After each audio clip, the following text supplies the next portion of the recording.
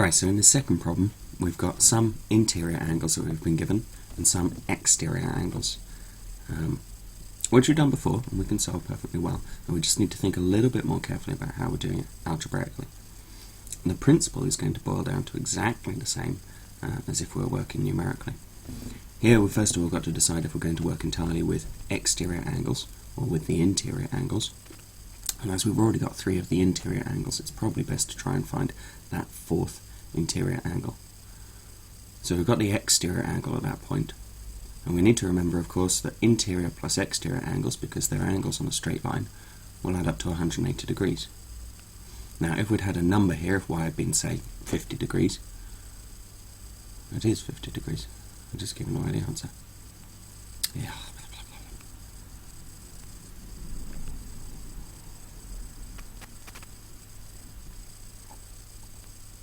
Okay, so in this problem we've got some angles that we've been given some interior angles, and we've also been given some exterior angles.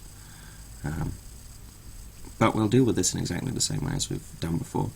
What we'll need to do first of all is decide if we want to work entirely with interior angles or with exterior angles, and as we've already got three of the four interior angles, it's probably best to work with all of the interior ones.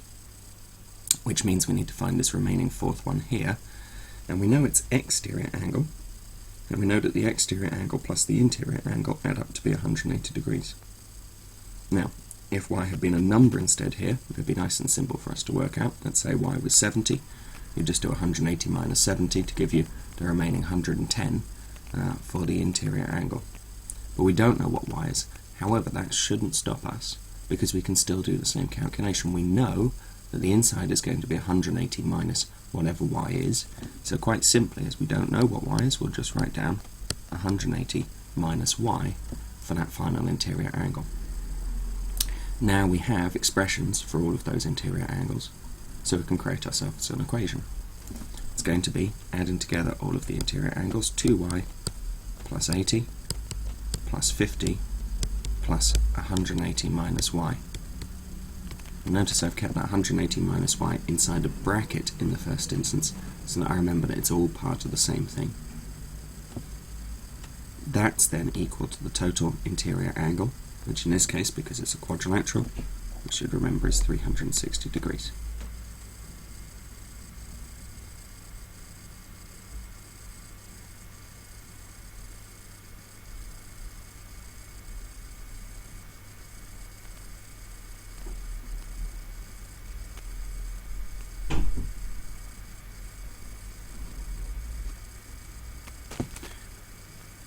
So now we're going to simplify the left-hand side of this equation. And we realise, having done that, actually in this particular circumstance the bracket wasn't necessary. It's still best to be on the safe side when substituting in more complicated expressions to put it in. So I'll write it out now without the bracket.